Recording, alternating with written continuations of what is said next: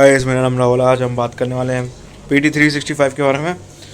ये बहुत ही important topic होने वाला है। हमने 4 टॉपिक ख़त्म कर लिए थे। Issues related to constitution, then functioning, फिर सेंटर स्टेट, फिर जुडिशरी।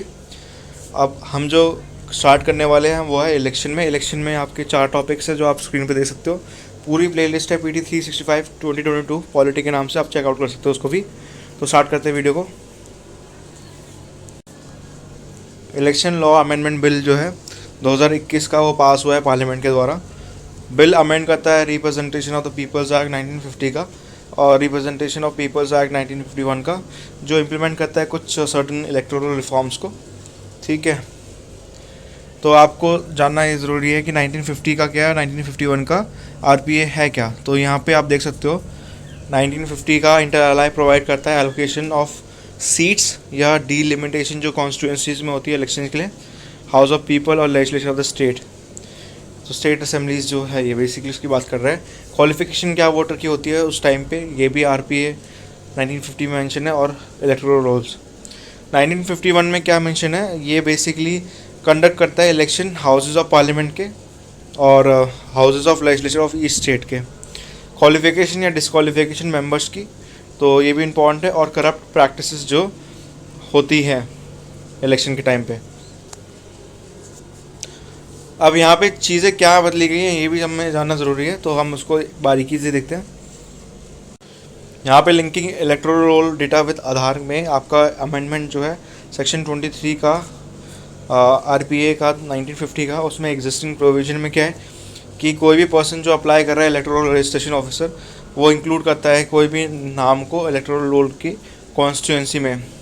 वेरिफिकेशन के बाद अगर जो ऑफिसर है सेटिस्फाइड है एप्लीकेंट के साथ, तो वो रजिस्ट्रेशन के लिए इंटाइटल्ड है।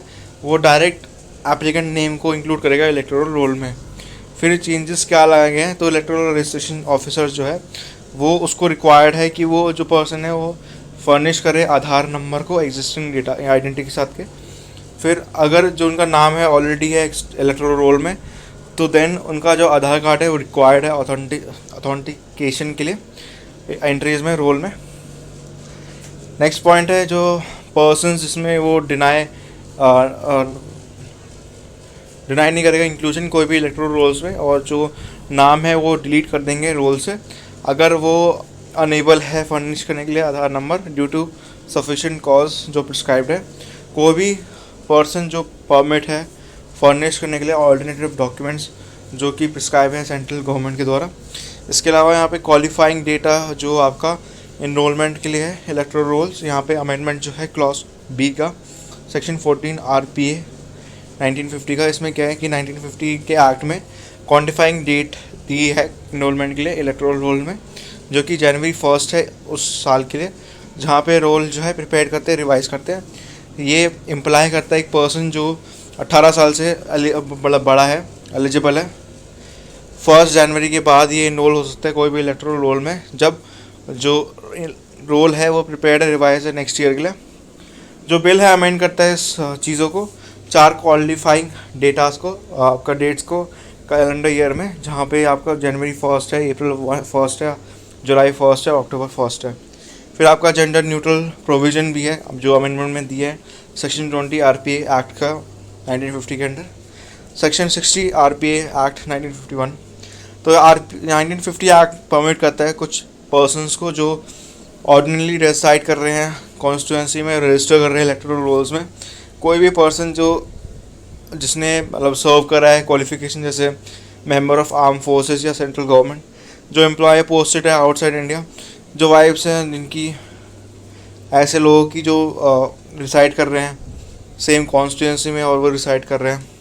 1951 के एक्ट में इनेबल करता है वाइफ को कि वो जो भी पर्सन है वो अगर सर्विस होल्ड कर रहा है, क्वालिफिकेशन है कि वो वोट कर सकता है, चाहे तो वो पोस्टल कर सकता है या बैलेट के थ्रू कर सकता है। ठीक है, पर इस बिल में उन्होंने रिप्लेस कर दिया वाइफ के टर्म को और स्पाउस रख दिया है। ठीक है, फिर आपका आता है recognition of premises for election purpose. यहाँ पे अमेंडमेंट दी है आपका सेक्शन 160 को RPA एक्ट का 1951 को। जो 1951 का एक्ट है परमिट करता है स्टेट गवर्नमेंट को कि वो रिकॉग्निश करता है प्रीमाइसेस को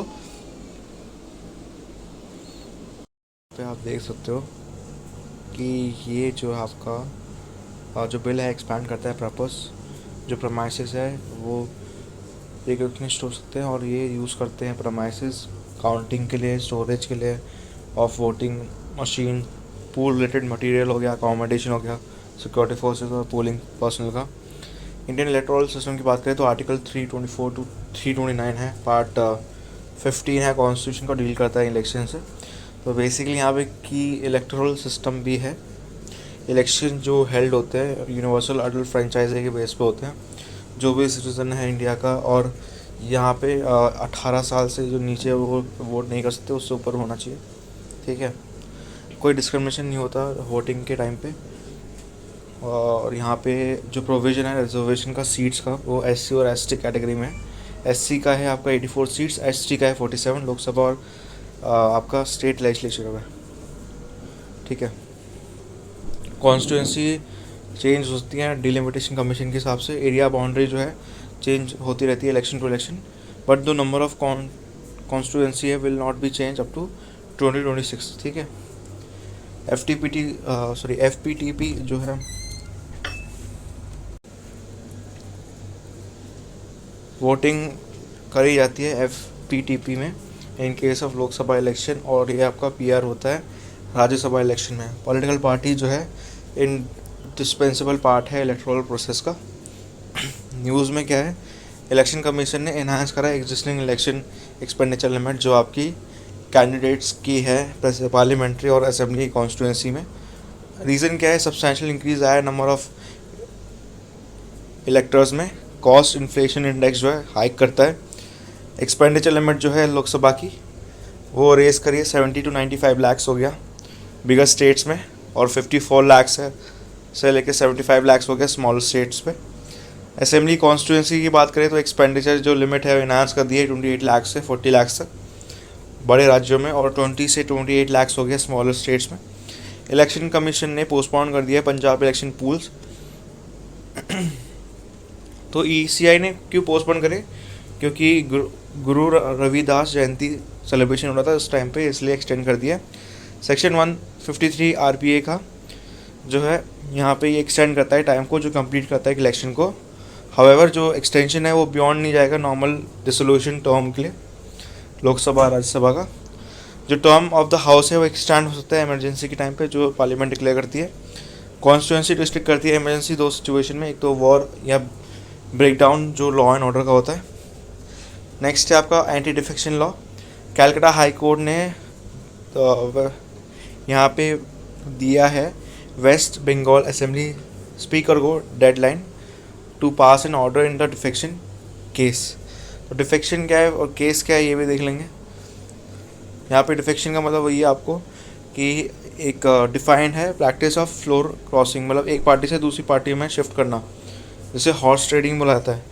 फॉर एग्जांपल यहाँ पे लोकसभा का एक अगर एमपी है, उन्हें पार्टी ए ज्वाइन करी, ठीक है, फिर बाद में पार्टी बी ज्वाइन कर ली, तो ये डिफेक्शन हो गया। तो इसी वजह से एंटी डिफेक्शन मतलब डिफेक्शन के अगेंस्ट बहुत सारे लॉ पास करे गए। एंटी डिफेक्शन कौन से शेड्यूल में, 10 शेड्यूल में 52 CAA के अंडर था ये, और ये बेसिकली डिस्क्वालीफाई करता है मेंबर्स जो ये चीज़ें करते हैं स्टेट लेजिस्लेचर या पार्लियामेंट में करते हैं। डिस्क्वालीफाई कौन होता है, कोई भी जो बिलोंग कर रहा है पॉलिटिकल पार्टी से, अगर वो इन प्रैक्टिस को फॉलो कर रहा है तो वो डिस्क्वालीफाई हो जाएगा। जैसे वॉलंटरी अगर गिव अप कर रहा है मेंबरशिप, या एब्सेंट हो रहा है या आ नहीं रहा वोटिंग पे, और जो डायरेक्शन दिए गए उसके अगेंस्ट कुछ काम कर रहा है पॉलिटिकल पार्टी के, कोई परमिशन नहीं ले रहा, ठीक है, और कंडेम कर रहा है कोई भी एक्टिविटीज़ जो पार्टीज़ की है विद इन 15 डेज़ की।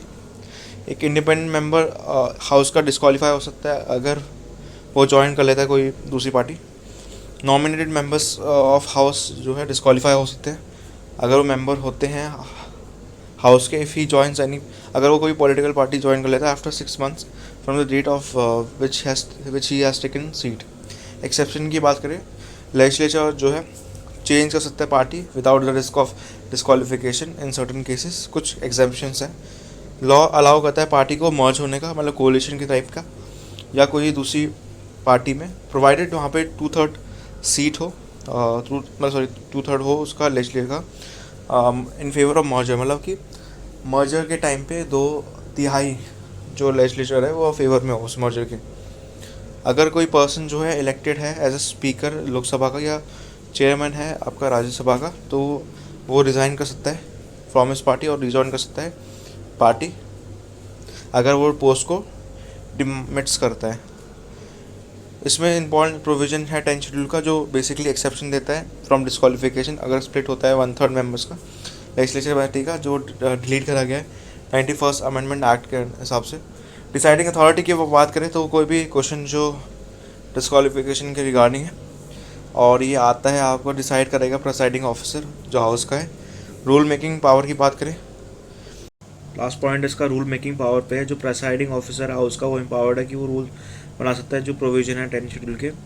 अब कैसे लॉ इंटरप्रेट करते हैं कोर्ट्स जो इस मैटर पे होते हैं। पहला इंटरप्रिटेशन जो फ्रेज का होता है voluntary give up his membership का, तो ये फ्रेज जो है वो वाइड है, इसका जो कॉन्टेशन है वो वाइड है देन रेजिग्नेशन। ठीक है, सुप्रीम कोर्ट ने इसको इंटरप्रिटेशन ऐसे दी है कि अगर एब्सेंस है फॉर्मल रेजिग्नेशन किसी मेंबर के द्वारा, तो जो गिविंग अप मेंबरशिप का है वो इन्फर करेगा इस कंडक्ट से। मेंबर्स जो पब्लिकली एक्सप्रेस कर रहे हैं अपोजिशन टू पार्टी या कोई भी पार्टी जो सपोर्ट कर रही है अनदर पार्टी, वो उसका यही माना जाएगा कि वो रिज़ाइन कर रहा है। नेक्स्ट पॉइंट है डिसीजन जो प्रिसाइडिंग ऑफिसर है वो आपका जुडिशियल रिव्यू के सब्जेक्ट के अंडर है।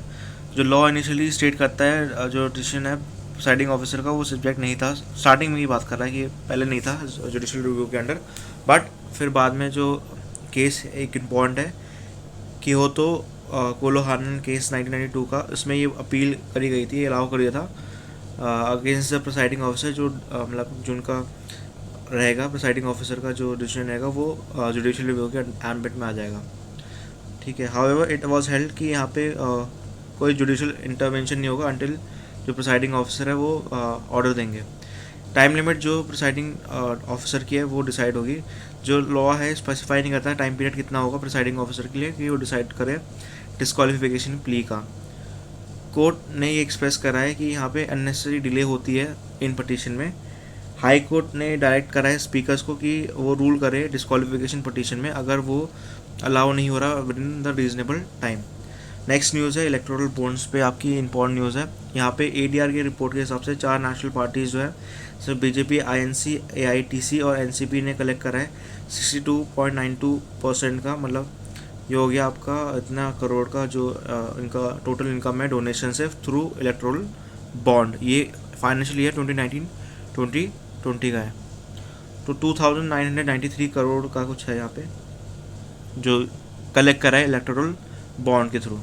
इलेक्टोरल बॉन्ड क्या है? एक इंटरेस्ट फ्री फाइनेंशियल इंस्ट्रूमेंट है जो बेसिकली एनोनिमस डोनेशन लेता है पॉलिटिकल पार्टीज में जो रिजेंबल करते हैं प्रॉमिसरी नोट। कौन परचेज कर सकता है इस बॉन्ड को? एक सिटीजन जो है बॉडी इनकॉर्पोरेट है कंट्री में वो कर सकता है।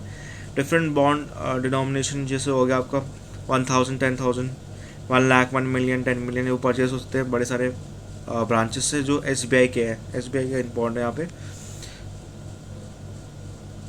When may such bond be brought, कब ले सकते हैं ये? 10 दिन में ले सकते हैं, हर जनवरी, अप्रैल, जुलाई, अक्टूबर के महीने में। लाइफ स्पैन क्या होता है? रिन्यूएबल होते हैं या डेजिग्नेटेड अकाउंट में रजिस्टर्ड पार्टी के with in 15 days since issuance. Political party जो एलिजिबल है रिसीव करती है donation through electoral bonds. Political party जो एटलीस्ट मतलब 1% जो सिक्योर कर रही है लोकसभा में या स्टेट असेंबली में वो रजिस्टर होती है section 29A of representation of people's act जो है 1951 का। ये अनाउंस हुआ था यहाँ पे इलेक्टोरल बॉन्ड स्कीम जो अनाउंस हुई थी ये आपका यूनियन बजट 2017-18 में करी थी। इसके फीचर्स क्या है? यहाँ पे कोई लिमिट नहीं है on the number of bonds जो इंडिविजुअल या कंपनी के। SBI जो डिपॉजिट कर रहा है बॉन्ड्स जो इन पॉलिटिकल पार्टी वो इन कैश हो गया जो विद इन 15 days पे है into the prime minister relief fund. Next news है आपकी other important news, electronic voting machine में EVM में आपका सिटीजन कमीशन जो इलेक्शन रिपोर्ट पे है EVM या VPAT पे वो रिसेंटली आई है। EVM आपका फुल फॉर्म है इलेक्ट्रॉनिक वोटिंग मशीन। ये एक micro controller based portable instrument है जो बेसिकली डिज़ाइन है कि वो मॉडर्नाइज करता है इलेक्शन प्रोसीजर, कंडक्ट करता है इलेक्शन को। EVM जो है 2 प्रकार के होते हैं यहाँ पे, एक कंट्रोल यूनिट पे होता है और एक बैलेटिंग यूनिट पे होता है। जॉइंटली केबल के थ्रू होते हैं। इसमें इलेक्ट्रिसिटी की रिक्वायरमेंट नहीं होती, एक ऑर्डिनरी बैटरी से चल जाते हैं। ईवीएम जो पहला आया था वो केरला में आया था, ये परूर असेंबली कॉन्स्टिट्यूंसी में आया था 1982 में। उसके बाद से बहुत चल रहा है। 1988 में नया सेक्शन आता है, सेक्शन 61A, जो कि आरपीए एक्ट में इंसर्ट होता है, जो एम्पावर करता है ईसीआई को कि वो यूज़ कर सकता है इलेक्ट्रॉनिक वोटिंग मशीन को। ईवीएम जो है यूज़ होता है ईसीआई के, वो रिकॉर्ड कर सकता है मैक्सिमम 2000 वोट्स को। ईवीएम केटर कर सकता है मैक्सिमम 64 कैंडिडेट्स को, जिसमें नोटा भी इंक्लूड है। इसमें प्रोविजन जो है 16 कैंडिडेट्स के हैं, जो एक बैलोटिंग यूनिट पे भी है। जो अरेंजमेंट है इन नेम्स का, कैंडिडेट्स का बैलेट पेपर में, वो अल्फ़ाबेटिक ऑर्डर पे है। पहला जो कैंडिडेट है वो नेशनल पॉलिटिकल पार्टीज़ पे होगा, जो बेसिकली फिगर आउट करता है, और फिर आपका स्टेट रजिस्टर्ड पार्टीज़ पे होता है। वीवीपैट की बात करें, voters verifiable paper audit trial की, तो एक इंडिपेंडेंट मशीन है जो अटैच्ड है ईवीएम में, और जो बेसिकली हेल्प करता है वोटर्स को कि वेरीफाई करें नोट को, वोट को वेरीफाई करें। यहाँ पे जो कास्टिंग होती है वोट की, ये स्लिप है जो प्रिंट होती है, जिसमें सीरियल नंबर होता है, नेम होता है, सिंबल होता है कैंडिडेट का, विजिबल होता है through a window for 7 seconds. यहाँ पे जो आपका प्रिंटेड स्लिप होता है ऑटोमेटिकली आ जाता है, दिख जाता है आपको सील बॉक्स में। इसके अलावा एमसीसी की बात करें, मॉडल कोड ऑफ कंडक्ट की बात करें, तो ये बेसिकली ईसी जो इलेक्शन कमीशन है वो सेट करती है गाइडलाइंस को, रेगुलेट करती है पॉलिटिकल पार्टीज़ को, कैंडिडेट्स को, जो बेसिकली इलेक्शन और ये इंश्योर करता है फ्री एंड फेयर इलेक्शन को। यहाँ पे ये इवॉल्व करती है कॉन्शियस पॉलिटिकल पार्टी को कि वो कंटेस्ट करे, अबाइड करे बाय द प्रिंसिपल, और ये एक एम्बॉडीड हो सेट कोर्ट पे, और ये बाइंड करती है उसको, ऑब्जर्व करती है। इसके आर्टिकल 324 कॉन्स्टिट्यूशन का है, वो बेसिकली इलेक्शन कमीशन को पावर देता है कि वो सुपरवाइज कर सकता है इलेक्शन पार्लियामेंट के और स्टेट लेजिस्लेचर के। मॉडल कोड ऑफ कंडक्ट एक ऑपरेशनल है फ्रॉम द डेट जब वो स्टार्ट होता है इलेक्शन शेड्यूल, और जब तक मतलब अनाउंस होता है रिजल्ट। जो फॉर्म है एमसीसी का, वो इंट्रोड्यूस हुआ था स्टेट असेंबली में 1960 में केरला में। इलेक्शन कमीशन इशू करता है code for the first time कब हुआ था, जब 1971 का इलेक्शन होता है, इंदिरा गांधी उस टाइम पे थी, 5th इलेक्शन जब हुआ था, और रिवाइज होता है टाइम टू टाइम। पर इसमें लिमिटेशन ये है कि इन्फोर्सेबल नहीं होता लॉ के द्वारा, मतलब वायलेट कर दिया तो फिर कोई ऐसी पेनल्टी मेजर नहीं है। पर यहाँ पे कुछ प्रोविज़न है जो ऐसे उसको एम्पावर भी करती है, मतलब कम्प्लीटली नहीं बोलूँगा कि एम्पावर नहीं करती, कुछ प्रोविज़न है कि जैसे आईपीसी का हो गया 1860 का, सीआरपीसी हो गया 1973 का, और आरपी हो गया 1951 में। ठीक है, नेक्स्ट न्यूज़ है आपकी स्टार कैंपेनर स्टेटस। तो यहाँ पे सुप्रीम कोर्ट ने स्टे करा है इलेक्शन कमीशन ऑर्डर के, जो रिवोक करता है स्टार कैंपेनर स्टेटस को किसी भी पर्सन का। रिसेंटली कंडक्ट कर रहे हैं आपका जो कंक्लूड हुआ है मध्य प्रदेश का स्टेट असेंबली इलेक्शन में, स्टेटस देता है पॉलिटिकल पार्टी को कंटेस्ट कर रहा है इलेक्शन, जो बड़े नंबर्स को, बड़े नाम होते हैं, जो उनके स्टार कैंपेनर्स होते हैं, जिससे वोट ज़्यादा आता है, और उनको बोला जाता है। यहाँ पे कोई लॉ गवर्न नहीं करता कि कौन हो सकता है स्टार कैंपेनर या कोई नहीं हो सकता स्टार कैंपेनर, लेकिन इस पार्टी जो है उनके पास 40 स्टार कैंपेनर्स होते हैं, और अनरिकग्नाइज के पास कम होते हैं, 20 होते हैं। गाइडलाइंस के हिसाब से पैंडेमिक के बाद जो है चीज़ें थोड़ी बदली थी। मैक्सिमम लिमिट जो स्टार कैंपेनर्स की है रिकग्नाइज नेशनल या स्टेट पॉलिटिकल पार्टीज़ की, वो 30 कर दी गई है 40 को हटा के, और अनरिकग्नाइज की 5 कम कर दी है, पहले 20 थी और 15 कर दी है। जो लिस्ट है बेसिकली वो आपका चीफ इलेक्टोरल ऑफिसर देखता है स्टार कैंपेनर्स की, और इलेक्शन कमीशन देता है विद इन अ वीक जब नोटिफिकेशन होता है डेट का इलेक्शन का। नेक्स्ट आपकी न्यूज़ है ये है डीलिमिटेशन कमीशन की। तो डीलिमिटेशन कमीशन कॉन्स्टिट्यूट हुआ था, जो बेसिकली लोकसभा और असेंबली की कॉन्स्टिट्यूंसी को देखता है, JNK, असम, अरुणाचल प्रदेश, मणिपुर और नागालैंड। तो डीलिमिटेशन क्या है, बेसिकली फिक्सिंग होता है बाउंड्रीज़ के टेरिटोरियल कॉन्स्टिट्यूंसी के कंट्री में, और जहाँ पे स्टेट लेजिस्लेटिव बॉडी के है। डीलिमिटेशन जो है यहाँ पे हाई पावर बॉडी भी उसको साइन कराया जाता है, जिसका नाम है DC, इसको बाउंड्री कमीशन बोला जाता है। अंडर आर्टिकल 82 ये बेसिकली बोलता है पार्लियामेंट जो है इनैक्ट करता है डीलिमिटेशन एक्ट जब कॉन्सेंसस होते हैं आफ्टर इस्टेब्लिशिंग DC। आर्टिकल 170 जो है स्टेट को डिवाइड करती है टेरिटोरियल कॉन्स्टिट्यूंसी में। DC में 4 कॉन्स्टिट्यूंसी होती है, 1952 का, 1963 का, 73 और 2002 का। ये अपॉइंट कर रहे हैं प्रेसिडेंट, और ये ऑर्डर्स जो है यहाँ पे फोर्स है लॉ का, और एक चैलेंज नहीं कर सकते कोई भी कोर्ट। मैंने कहा यहाँ पे बड़ी सारी चीज़ें हैं जो आप देख सकते हो, कितनी चीज़ें हो रही हैं यहाँ पे। कॉम्पोजिशन जो है 3 यहाँ पे मेंबर्स होते हैं हर स्टेट या यूटी के। सर्विंग या रिटायर्ड जज जो है सुप्रीम कोर्ट के, वो चेयरपर्सन है। चीफ इलेक्शन कमीशन या इलेक्शन कमिश्नर नॉमिनेट जो सीईसी करता है। State election commission concern state UT का होता है। इसके अलावा सेंट्रल विस्टा प्रोजेक्ट जो है यहाँ पे प्रोजेक्ट बेसिकली कंस्ट्रक्ट करता है एक नया ट्रायंगुलर पार्लियामेंट बिल्डिंग, एक common secretariat central government office के लिए, जिसमें प्राइम मिनिस्टर ऑफिस भी होगा, रेजिडेंट भी होगा, स्पेशल प्रोटेक्शन ग्रुप बिल्डिंग भी होगी और वाइस प्रेसिडेंट इनक्लेव भी होंगे। प्रोजेक्ट की ज़रूरत क्या है, क्योंकि पॉपुलेशन बढ़ रही है और यहाँ पे एक ऑलमोस्ट क्वाड्रपल्ड हो गया है इंडिपेंडेंस के बाद की। बहुत सारे लोग भी पढ़े हैं लोकसभा में, पॉपुलेशन बढ़ी है तो लोकसभा के मेंबर्स भी बढ़े, ठीक है। करंट पार्लियामेंट में इतना सीट नहीं है कि एमपीज़ को संभाल पाए दोनों हाउसेस के। फ्लोटिंग कॉन्स्टिट्यूंसी, कश्मीरी पंडित ऑर्गेनाइजेशन ने प्रपोज करा एक फ्लोटिंग कॉन्स्टिट्यूंसी होना चाहिए जो रिजर्व करती है कंटेस्टिंग और वोटिंग सिर्फ कश्मीरी पंडित माइग्रेंट्स के लिए, जम्मू एंड कश्मीर के लिए। सिमिलर लाइंस जो आपकी सिक्किम में भी है। फ्लोटिंग कॉन्स्टिट्यूंसी इंडिया में आपका ये सिक्किम के मॉडल पे है, संघा मॉडल फॉर लामा संगन्स इन सिक्किम। ये बेसिकली बैक्ड हैं आर्टिकल 371F के अंडर। ये कॉन्स्टिट्यूंसी जो है विदाउट एनी कोई जोग्राफिकल बाउंड्रीज पे है और यहाँ पे एक बुद्धिस्ट है, बुद्धिस्ट मॉन्क जो रजिस्टर होते हैं 51 मोनेस्ट्री के, वो स्टेट के अंदर आते हैं और वो कंटेस्ट कर सकते हैं, वोट कर सकते हैं। इसके अलावा यहाँ पे जो नेक्स्ट है one nation one legislative portal जो है ये बेसिकली कमोनरेट कर रहा है आपका जो all India presiding officer conference है। पीएम अनाउंस कर रहे हैं एक बड़े सारे मेजर्स जो बेसिकली स्ट्रेंथन करते हैं डेमोक्रेसी को। One nation one legislature portal जो है एक टेक्नोलॉजिकल बूस्ट है जो पार्लियामेंट्री सिस्टम को कनेक्ट करता है all the state assemblies country में। AIPOC जो है एक एपिक्स बॉडी है लेजिस्लेचर का इंडिया में और ये 1921 में आया था। हिस्टोरिक रेजोल्यूशन जो वुमेन के राइट टू वोट आपका 1925 में पास हुआ था इस कॉन्फ्रेंस में। इसी के साथ ही न्यूज़ खत्म होती है। चैनल को लाइक से सब्सक्राइब करना ना भूलना।